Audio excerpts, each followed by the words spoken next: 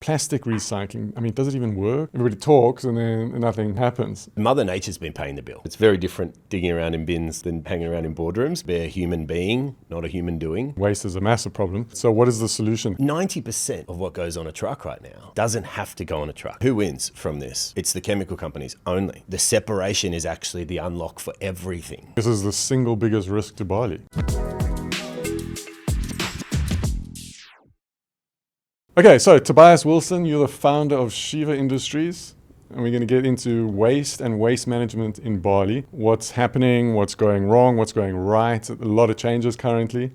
Maybe just give us, in a nutshell, who you are, where you're from, what you do, all those wonderful things. In a nutshell, look, I am an Australian. I've been in Asia for 20 years now. 3 years of that I'm lucky enough to call Bali home.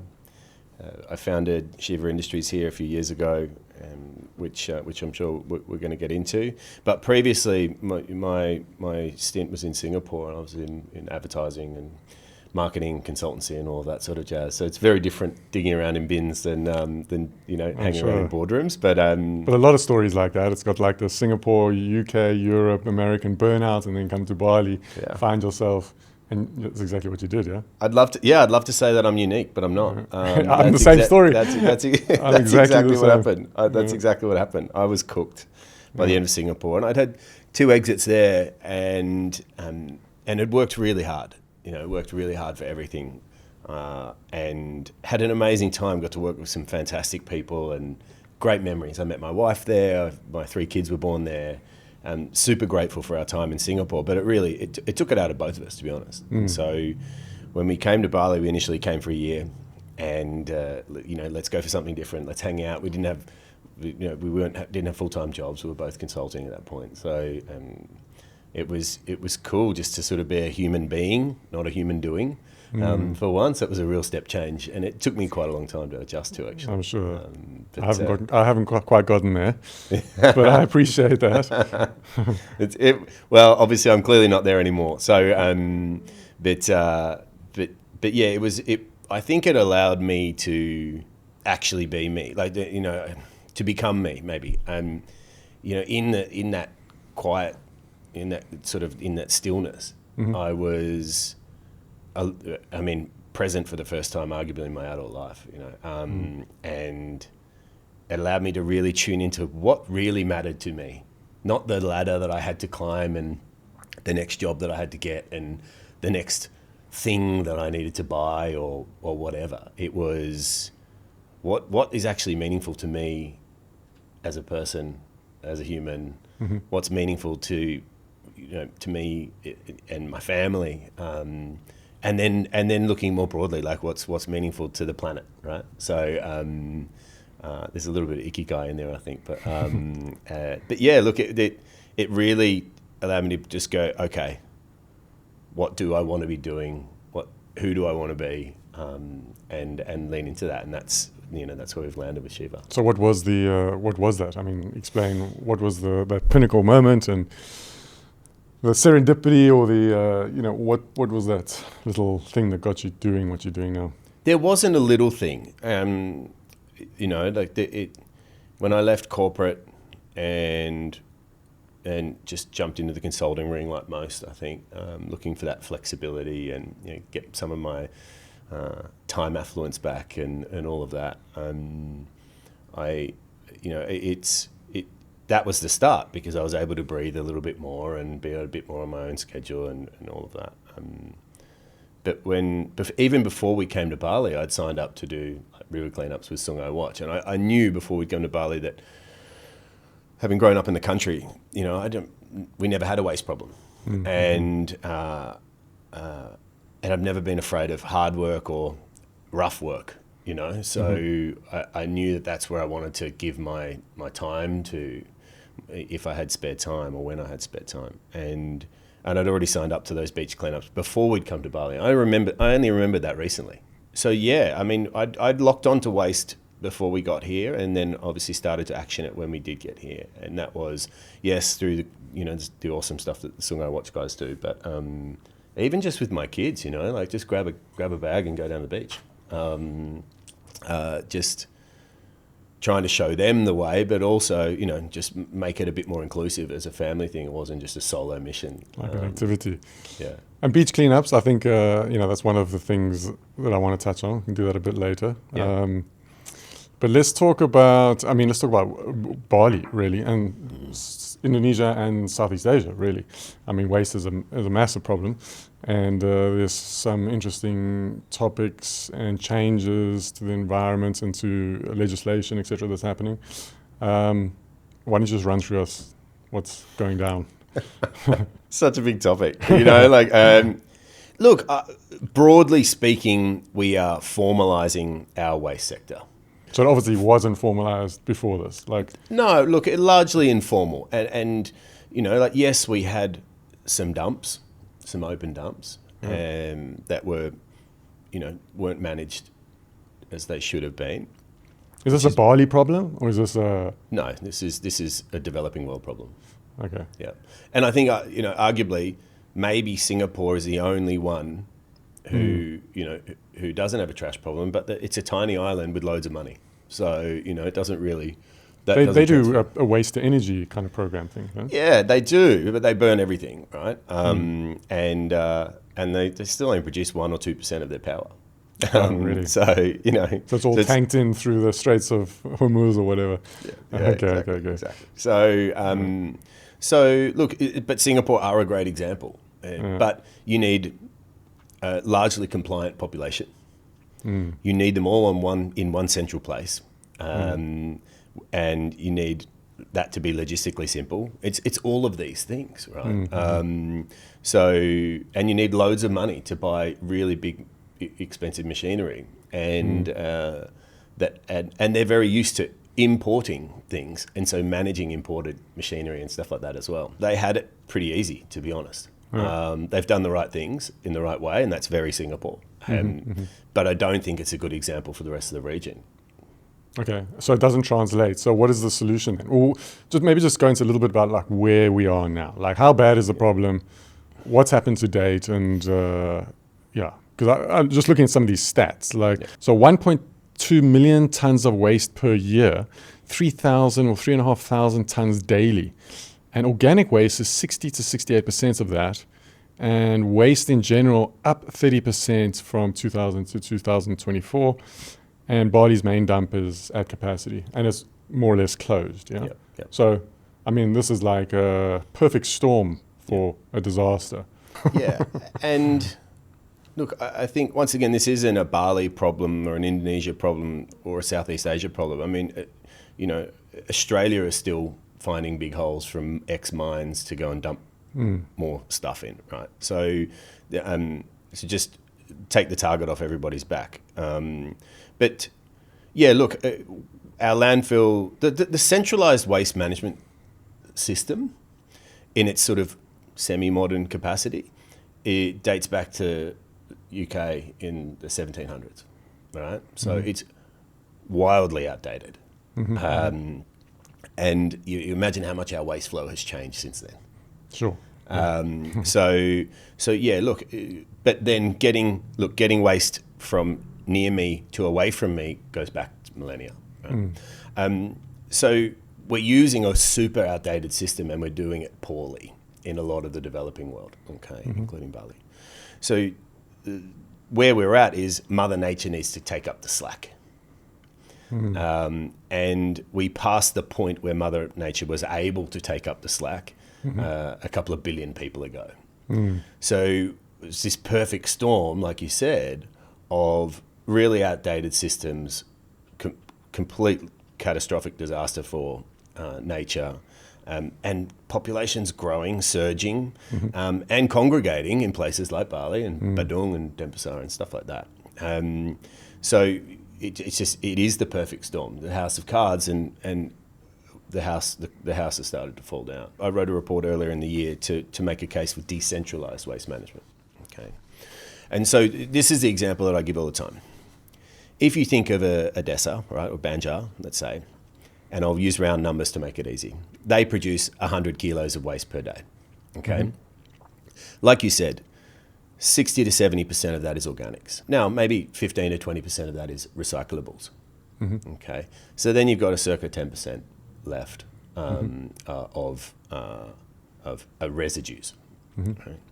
At the moment, that 100 kilos is 100% of that is a problem for that dessa. They have to, it's all mixed. They have to get it away from them because they don't want rats and pests and diseases and smells and all those sorts of things. But there's a cost to that, right? So that is 100% cost and issue for that dessa. But not long ago in our history, we knew that 60 to 70% was beneficial. We knew that was animal feed or feed for soils and all of this sort of stuff, right? But we've forgotten that for the sake of convenience, right? And we've forgotten a lot of things for convenience, but that's another issue. So 60 to 70% of that was kept in the dessa as a benefit, not a cost, not a problem. Then the 15 to 20% of recyclables, I mean, we have our Bank Sampah program. We know that we can monetize a lot of these things, right? So the plastics, metals, etc. Glass.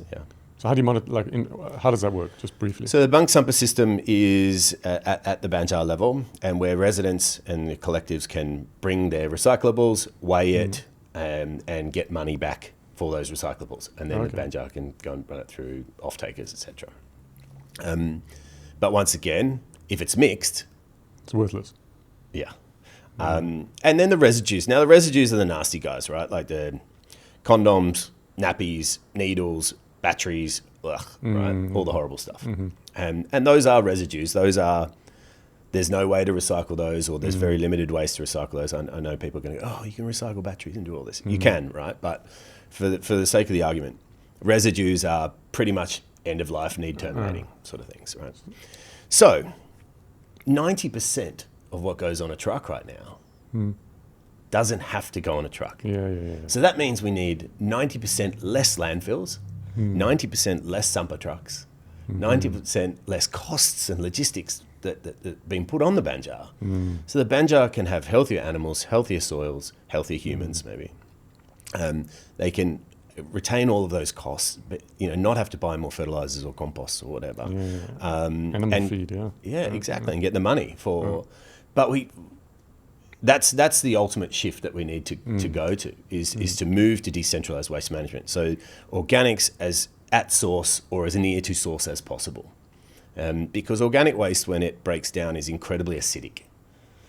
So so that's why you see the Sampah trucks, they're all rusted out, and some of them have wooden boards to try and mediate that, etc.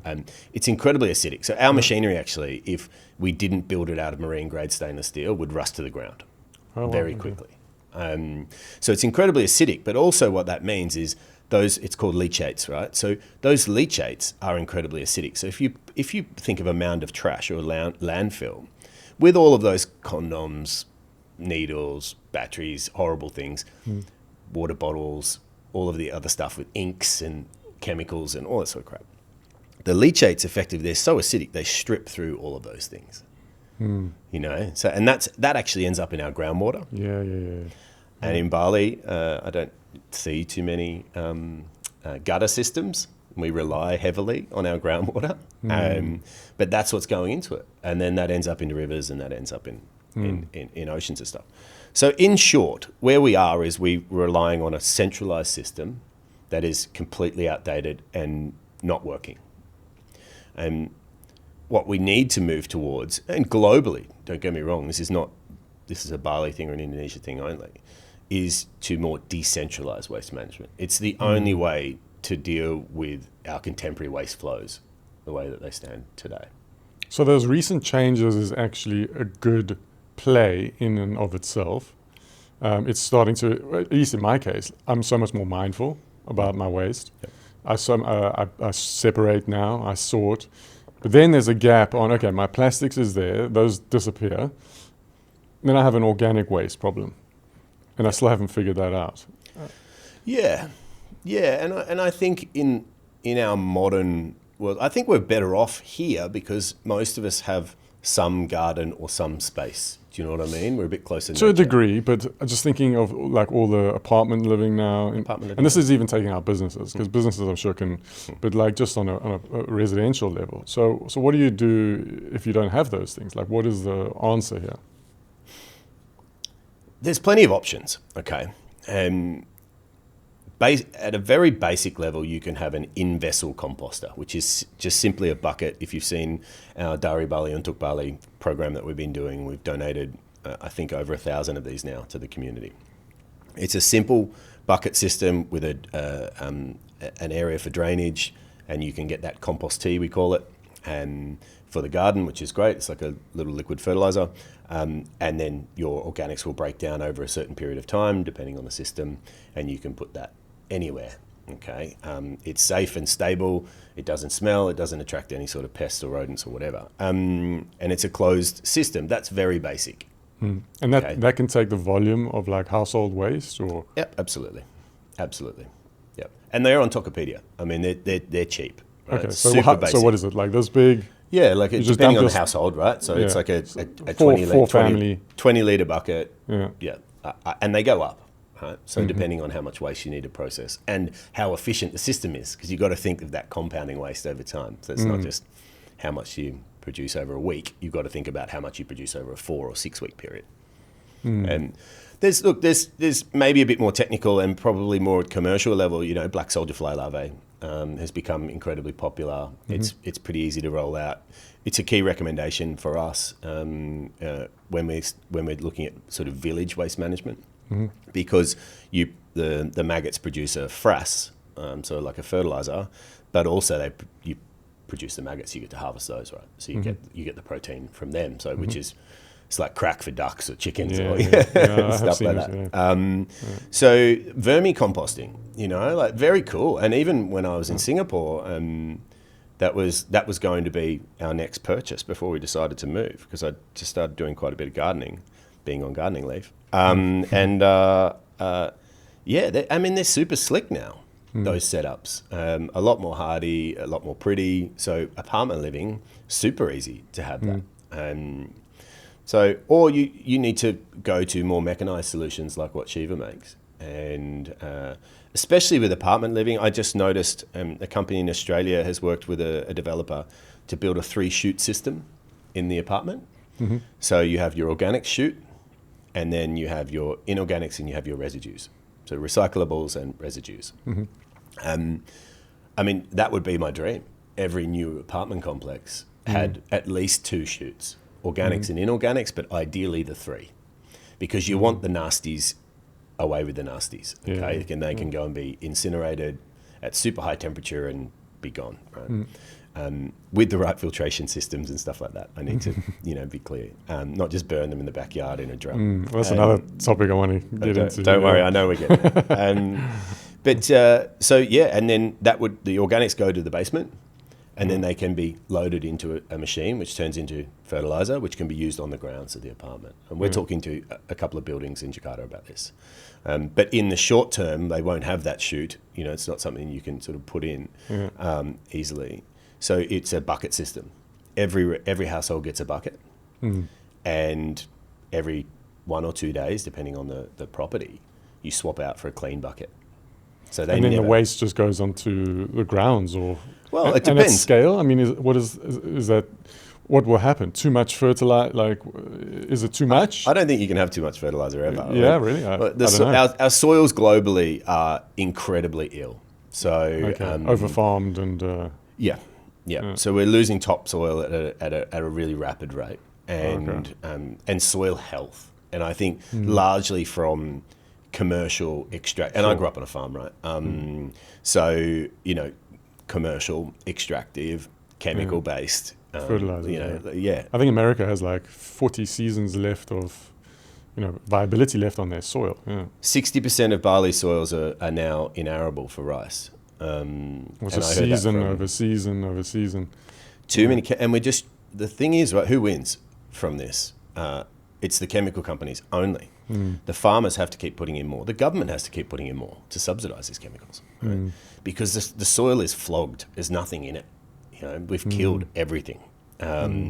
So we have to keep supplementing it with more and more chemicals to try and maintain our yield. And I think the president recently, has really gone on a real mission to go and increase the food bed of Indonesia, and go and find more lands to farm. Well, that's a whole other zoning, agricultural land thing. We've been talking ad nauseum about that, let me tell you. So I don't think you can have too much fertiliser. And look, I think the bucket solution, whether it goes to a compost pile or a maggot farm or a worm farm or a Shiva machine, the separation is actually the unlock for everything. Because we can't move forward if we don't separate.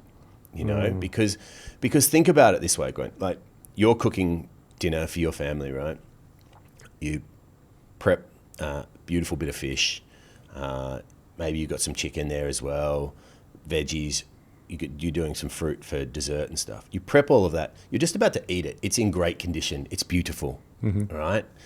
And then at that point, you get to choose whether you make somebody have a really bad day downstream by mixing it. Because I promise you, mate, when that chicken, even the fruit, after 24 hours, 72 hours, maybe 2 weeks, 4 weeks, 6 weeks by the time it gets to the Pemalong and the scavengers that are on the landfill trying to extract what final value they can from that waste. It's a pretty bad day for them when they get to your waste at that point, at its worst. And so the choice isn't about convenience at that point. It's like, what sort of human am I? Do I want to make this somebody else's problem? At this point when it's beautiful, or do I put it into a separate bucket? It's actually so easy. It's so easy, right? Now, what I do on a day-to-day basis is I deal with post-consumer waste, right? And I deal with it in sometimes its worst form. It's separated, but it's still horrific, right? At that point. So, I mean, I know that smell. Sure. It's ingrained. Sure. So yeah, and I think with a country where we have 3.1 million scavengers, right? People registered as scavengers. There's more than 1% of the population that are living on or off of our waste. It's... Wow, that's a lot. Wow. Yeah. So there's people living on Sawung. There's an illegal dump in Kuta that has 100 families living on it. And they live off it and from it. So they're eating from that waste, and they're also eating because of that waste, to try and extract. Is it a food thing, or is it a looking for valuables thing? Both. Okay. Both. Sure. So they're the people that you need to think of. And I wish more people could see more of that coalface, because then it really helps. That it might be 2 seconds of inconvenience to put it into a separate bucket, but it means the world. It makes a massive difference downstream, and not just for the organics, okay, which is the largest component of our waste stream. For the inorganics, our recycling rate in Indonesia is only 4%. I'm surprised it's that even. Yeah. Globally, our average is 9%, so it's not too far below. Isn't recyclables is a bit of a failed concept. I mean, weren't they just shipping all the plastic waste around the world, and America sending it to Asia, China sending it back, and then it was all this plastic recycling. I mean, does it even work? Is it even viable? I think if you look at companies like eCollaborate here in Bali, okay, so Kevin and his team have worked for the last 6 or 7 years, I think, 6 or 7 years, on creating incredibly valuable post-consumer waste or recycled products, and they are phenomenal. So yes, it does work. But at the kind of scale, I mean, I know there's like 100 million tons of plastic entering the environment every day. You can only make so many recycled chairs, Yeah, no, that's true. And I think you're kind of angling towards what would be the ultimate solution of we produce less plastic, we use less plastic. You know what I mean? And in some environments, we need things like plastic. We need a material like plastic. Sure. That's why we... But like single use, like this is my beach cleanups, like I'm a surfer, it's the bane of my existence, and I see it every day, Beach cleanups, how that plastic waste just gets recycled, gets picked up every morning, gets taken to the dump or landfill or a river, and just goes straight back to the beach. And then everybody's like kind of... I wouldn't say virtue signaling, that's a bad thing, but they feel like it's getting resolved because it disappeared, but it just comes back. And I'm like, plastic, for me, plastic, single use. I mean, we never had it when I was growing up. I'm sure you were very limited. It's something we can take out of the system at some inconvenience. There's two issues there, right? So taking single-use plastics out of the environment, I agree. Okay, 100%. And I think going back to the point, like we need to produce less plastics. Virgin plastic manufacturers and or users and CPG companies that are using these things, it should be fined, taxed, moved away from producing those things and monetizing those things, right? Because it's addictive for them. So what is that, like the water bottles and the Coca-Cola things? Yeah, I mean, you throw mud at a wall of CPG brands, it's all of them, right? And they're all pretty much centrally owned by 5 or 6 companies ultimately. So it's not hard to point fingers in that area. And Sungai Watch do a great report on that, right? So you can see who the main polluters are. But the second thing the other thing is single use. I think Indonesia would fall over without single use. A lot of people can't afford a larger bottle of shampoo or washing detergent or coffee or if you milk. decant things like at the shop level, no? Think of the infrastructure required. But then how did it work 60 years ago? They didn't have laundry detergent. We probably need to look at it more holistically. Is if somebody is concerned about their shelter or food or clean water or sanitation, certainly if, Maslow's hierarchy of needs, if we go up a level, maybe is education or healthcare. Like if they're concerned about those things, they will not care about the environment. And I think it's arguably impossible for them to not when they're thinking about feeding their family or water and stuff like that. And so it's interesting because you have this trade-off. Single-use plastics suck, right? And they do. But what happens to the large portion of the population that cannot get by without those or anything else? So are we expecting them to take the hit?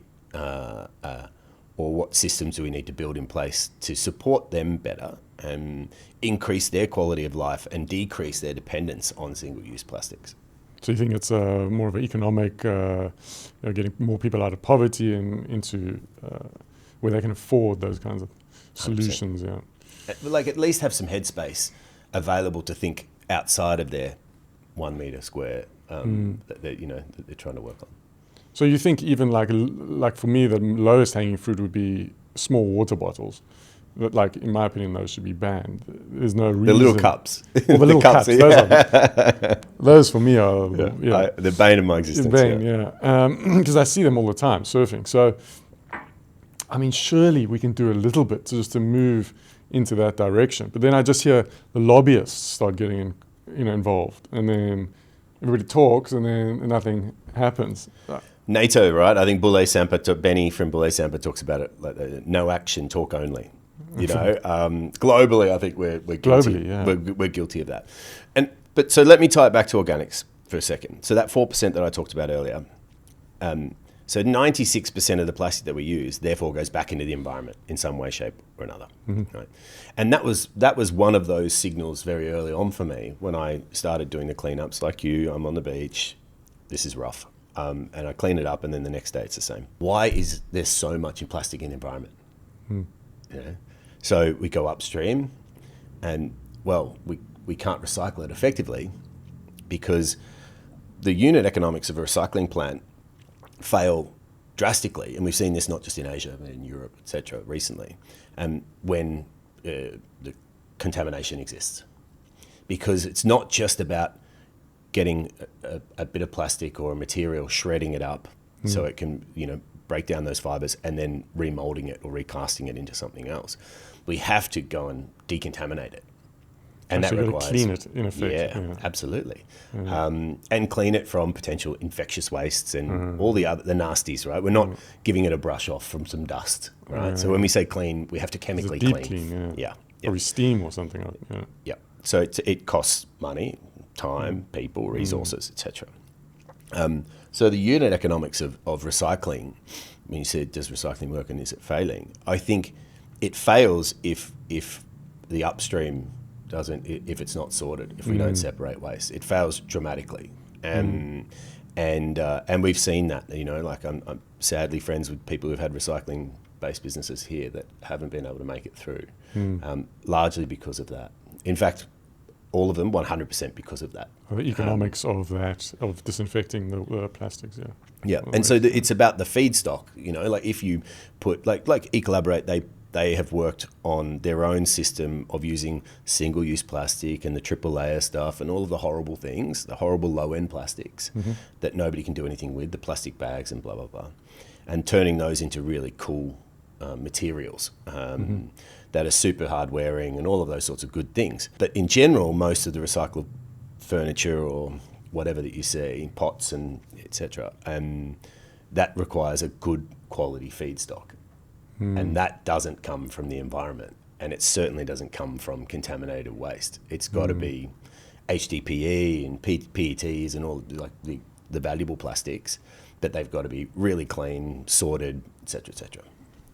So recycling works absolutely, but it fails if from source. Yeah. So the current initiative really is, in your opinion, the right direction. Certainly. It just has a PR problem at the moment. Oh no! Look, I mean, because not a lot of people know this. Yeah, no, true. And I didn't know this a few years ago. I was just like, oh my god, this is crazy. Yeah, there's going to be plastic. The rubbish is going to be on the streets and rats, and we're all going to die of black plague or something. That was my initial thoughts. Yeah, me too. Look, I think it lacks a little bit of finesse, but it is certainly the right thing. It is the right thing. And look, for humans or business owners or property owners, etc., we have to, especially in a place like Bali, people don't come for your European finishes or your inbuilt ice bath or all of this sort of stuff. They're coming for Bali, they're coming to the destination. What we've been doing is no focus, no strategy, no care for our waste. It's somebody else's problem as long as it's away from me. And it's been super cheap. I mean, some banjars are paying 20,000 rupiah per month to have their rubbish picked up, which is ridiculous because there's nobody else topping up the bank account on the other side, right? So Mother Nature's been paying the bill. And that has become increasingly evident, right?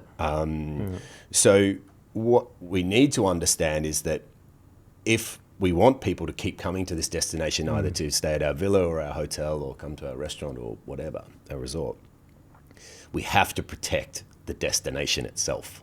I think this is the single biggest risk to Bali. Yeah, that's why you're here. For business especially, well, for everything, because it's all one ecosystem, yeah. But it's critical. I mean, this is the biggest threat Bali has, yeah. Honestly, I think it's the biggest threat that Indonesia faces right now. Southeast Asia. I think it should be declared a national security issue. Because you think about it, right? If you think of what either the methane or the open burning or any of that does to our air, right? And our air quality, I don't have the exact figures on hand, but it's a very large amount of humans that are dying every year. From I think it's 30 times the healthy level or something. And that's not a nice stat for the tourism industry. I had them a while ago, and I'm not going to quote them because I don't have the updated figures. But from respiratory illnesses, those figures are alarming. Annual deaths in Indonesia. So then you think about our water, right? You think about our soil and our soil health, and therefore our food health and things like that. The deaths from each of those and the effects that it's having on this country, even on their own, and I've named 4, even on their own, we'd be at war if that was a foreign entity, right? Oh, yeah. Yeah. But we don't think of it that way. And the hard part about that is that because it's not a foreign entity, it's ours, it's our problem. We don't have to fight it, we have to own it.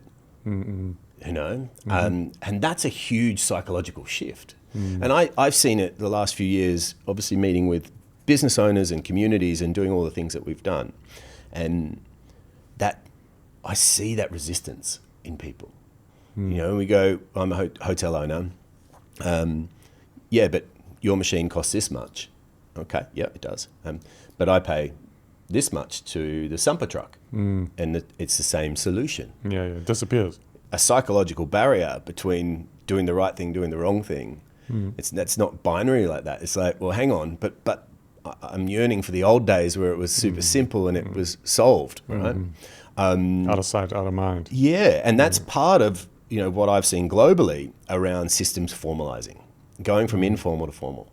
Right? There are going to be changes, like you with your separation and stuff. You know, there are going to be some structural, fundamental changes that we have to do on a day-to-day basis. For businesses, those might be commercial.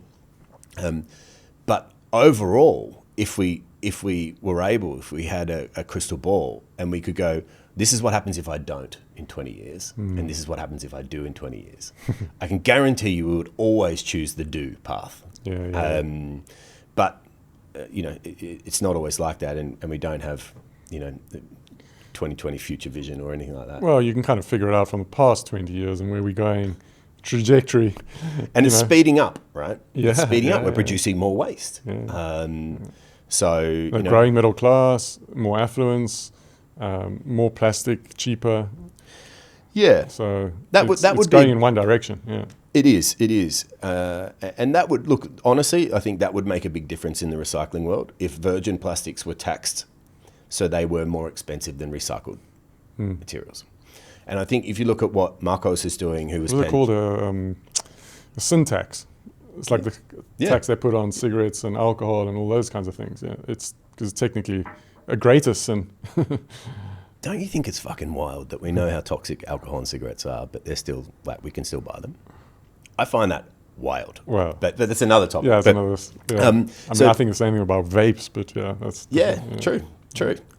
So Marcos, who was Pangea, and they were doing the recycled plastic sunglasses and stuff like that, he's now spun up a new version. So they've patented the materials that they've and they're using to sell to B2B. So they're selling to large sunglasses and glasses companies around the world now. And he's I think they still have a lab here, but they've moved into a huge lab over in Singapore at NUS. That sort of stuff, you know, like he's created a B2B, a wholesale, mass product, like a raw product, and it comes pelleted, so the sunglass manufacturer can mold it into whatever they want from waste. And they've also trapped in some carbon from mangrove waste and stuff like that. It's pretty interesting, and that sort of stuff. But that should be favoured, and I think they've made it commercially viable. Anyway, but even if it was more expensive, it should be mandated that it is more expensive to use a virgin plastic than to reuse the recycled material. Or subsidised, you know, supported, and And that would help the system massively, because then you're not having a battle saying, well, here's my virgin timber chair, here's my recycled, you know, plastic chair, but why is your recycled material more expensive? You know, don't you just pick it up for free on a beach? You know, so there shouldn't be that battle. But I think that's up to global powers to start to make those moves.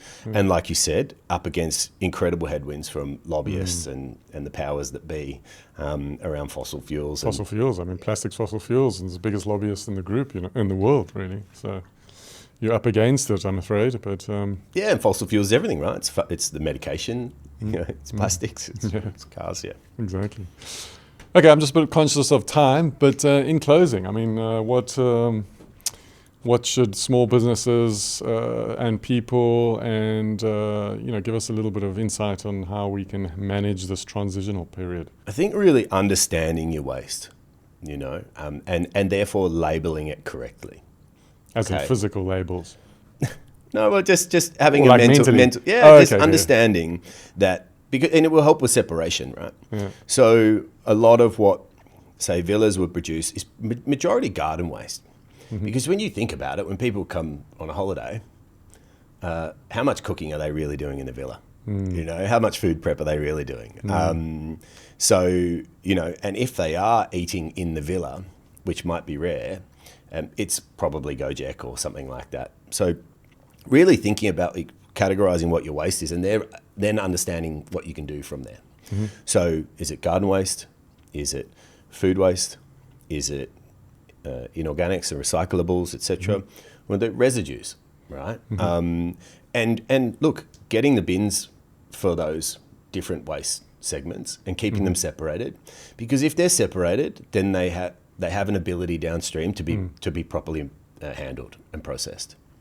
And that includes the garden waste. So, you know, like a lot of the urban compost or any of these guys, right? Eco Bali. When it comes to particularly urban compost, right? When it comes to garden waste, they keep it separately because it's a great carbon component for when they're composting. Mm-hmm. So you don't want too much of that, but you can't have too little either. Mm-hmm. Okay. So, and if it is separated, garden waste doesn't smell. It's fine. Do you know, like, if we are coming into this Godzilla El Nino, which it looks like all of the data is saying that we are, we're going to need a lot of mulch. And that's what garden waste is great for, shred it up and put it back in there as to help the soil retain moisture and to add carbon back into the soil. Food waste in particular, look, in vessel is the simplest. If they're creating 100 kilos or even 50 kilos or more a day, they can use a Shiva machine. Obviously, I put that plug in there. Let's chat about that. Reach out to our team. Yeah, I mean, if that's the number one solution and gets things going in the right direction, which I think it does, and I think it just needs a bit of information and good PR around separation. I mean, go ahead, plug your product. I mean, I need something. I don't even know. I need something to do with my organic waste. So what do I do? How do I? So look, we invented the machine here in 2023. Our machines are now, the smallest machine is 100 kilos. And the reason I say 50 kilos is you can run it every 2 days. So how big is it? The machine it's about 1.2 meters by 80 centimeters deep, 1.2, 1.2. It's quite small, smaller than that cabinet. Okay. A bit taller, a bit thinner. Right. It's an automated thermophilic aerobic digester. In short, rapid composter. Mm-hmm. You put any organics, yes garden, yes bones, yes coconuts, yes bamboo, yes citrus, anything inside, and within 24 hours, it becomes compost. No smells, no emissions, no effluents, nothing. So you take the liquid off it and then you just empty it into something and just put it straight in. Straight into the machine. You put all of your waste straight into the machine, and then within 24 hours, you take out the compost and then you refill the machine. Wow! And the compost you just go and put on your plants Exactly. Wow, that's amazing. And how much is it? So the 100 kilo machine is 191 juta. So we've tried to keep the cost down super low. So it's about 11,000 US. Yeah, there's a bit of a price thing there. But see, this is that gap I was talking about, right? And it's interesting, right? If you think about more mature waste markets, it's kind of rolled into your rates that you pay with your house, right? Waste and water and all these sorts of things, right? We don't necessarily see it as a cost. It's just part of a cost of property or whatever. What we're being forced to do here now is focus on our waste and find individual solutions for different components of our waste flow. And that's that psychological gap that I'm talking about. We're not only having to focus on waste as a cost, as a broad cost, but we have to focus on an organic solution and paying for that. And then an inorganic solution, then a residue solution. And that's hard, because it's very visible that we're like, okay, we have to spend this money. But everybody will have to spend at least time in the New World Order. But certainly most will have to spend money. And they should have started spending it a long time ago. But the system just needed time to catch up and regulations and all that sort of jazz. But it's for the best, it's for the best for Bali. It's for the best of the DESA that you're in. It's the best for the best of your staff if you have them. It's certainly the best for you and your family, because you're not contributing to polluting air, soil, water, food, rivers, oceans, etc. Because that is what happens if we choose to go down the other fork. Which is so yes, there is a cost involved, and But even if you want to do a proper composting setup, there's a cost involved and an ongoing OPEX to have people maintain it, and et cetera, and the land required. Same with black soldier fly, there's a cost involved, both CapEx and OPEX. Same with vermicomposting, so to do the right thing, to take responsibility for our waste, there will be a cost. And at the very least, some of the people listening will have to just put some extra time in. But yes, for a large part of the audience, predominantly the commercial sector who are commercialising this waste, right? The pre-waste. There will have to be factored in to balance sheets and P&Ls, etc.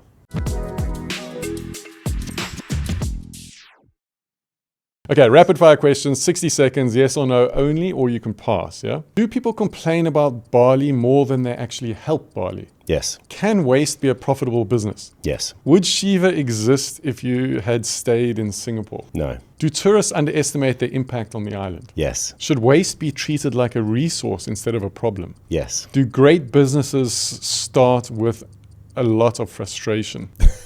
Sometimes. Would you still choose Indonesia if you had to start again tomorrow? Yes. Should restaurants charge for unfinished food?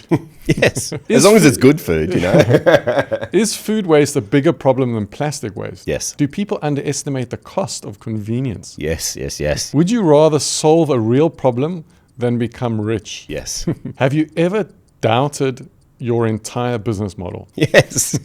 Could Indonesia become a global leader in circular economy solutions? Yes. Has Bali become too dependent on tourism? No. All done.